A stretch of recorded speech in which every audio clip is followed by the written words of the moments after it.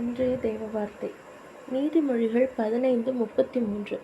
கர்த்தருக்கு பயப்படுதல் ஞானத்தை போதிக்கும், மேன்மைக்கு முன்னானது தாழ்மை. இன்றைய வசனம் ஒரு நபர் அரக்கத்தனமான அணுகுமுறையில் ஆரம்பித்து மேன்மையை எதிர்பார்க்க முடியாது என்று சொல்கிறது. கர்த்தருக்கு பயப்படுதல் என்றால் என்ன? இது அவருக்கும் அவருடைய வல்லமைக்கும் பிரமித்து மரியாதை தருவது. மேலும் அவருடைய நியாய பிரமாணங்களுக்கும் கட்டளைகளுக்கும் ஆழ்ந்த மரியாதை மற்றும் அவர் முட்டாள்களுக்கு கொடுக்கும் தண்டனையை பார்த்து பயப்படுவது ஆகும். இது அடிமைத்தனம் அல்ல, பயங்கரத்தையும் துன்பத்தையும் கொண்டு வரும் பயமும் அல்ல. இது நாம் செய்யும் எல்லா செயல்களிலும் அவரை பிரியப்படுத்தவும் அவருடைய ஆசைகளை எவ்வளவாய் நிறைவேற்ற வேண்டும் என்ற தீவிரமான மற்றும் பரிசுத்தமான ஆசையாகும். இது அவர்தான் தேவன், கர்த்தர்தான் தேவன், நாம் அவருடைய படைப்புகள் என்று நிதானமாக உணர்தல் ஆகும். அடுத்தது தாழ்மை என்றால் என்ன?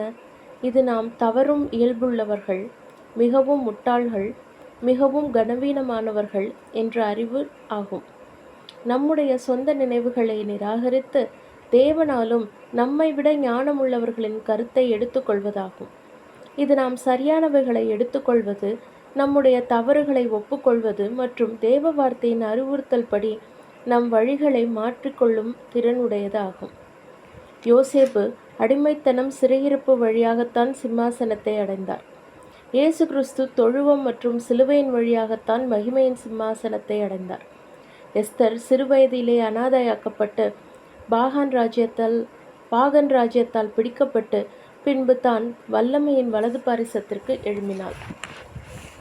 எப்பொழுது நாம் தேவனுக்கு பயப்படுகிறோமோ அப்பொழுது நாம் எந்த ஒரு மனிதனுக்கும் பயப்படுவதில்லை.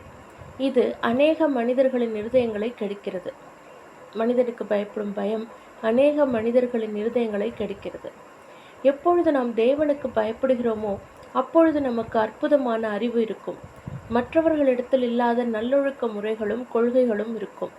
நம் சிந்தனைகளையும் செயல்களையும் வழிநடத்த தேவ வார்த்தை இருக்கிறது. தேவனுக்கு பயப்படுகிற மனிதன் அவருடைய வார்த்தைகளுக்கு முன்பாக நடுங்குகிறவன். கர்த்தருக்கு பயப்படுகிற பயம் ஒரு மனிதனை ஞானமான நீதியான தேர்வுகள் செய்வதற்கு ஊந்துகிறது.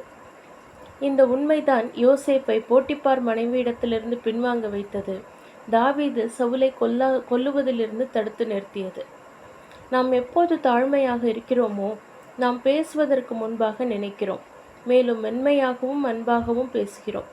ஏனென்றால் நம் இருதயங்களும் நாவுகளும் எவ்வளவு முட்டாள்தனமானது என்பது நமக்கு நன்கு தெரியும். அப்படி எச்சரிக்கையாக இருப்பது மரியாதையும் கனத்தையும் கொண்டு வரும். ராஜாக்கள் இடத்திலிருந்து கூட நாம் எப்போது தாழ்மையாக இருக்கிறோமோ தேவனுக்கு முன்பாகவும் மனிதர்களுக்கு முன்பாகவும் இறங்கி செல்கிறோம். இந்த நிலையில் அவர் கிருபையும் ஞானத்தையும் தருகிறார். இந்த நிலையில் நம் எதிரிகளின் இஷ்டத்திற்கு நம்மை ஒப்புக் கொடுக்காமல் நம்மை பாதுகாக்கிறார்.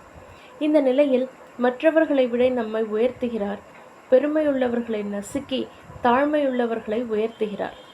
இந்த நிலையில் நம்மை உயர்த்துவது நமக்கு நம் சொந்த நம்பிக்கையின் அரக்கத்தனத்தை கொண்டு வராது, சொந்த பெருமையை கொண்டு வராது என்று அவருக்கு நன்றாக தெரியும்.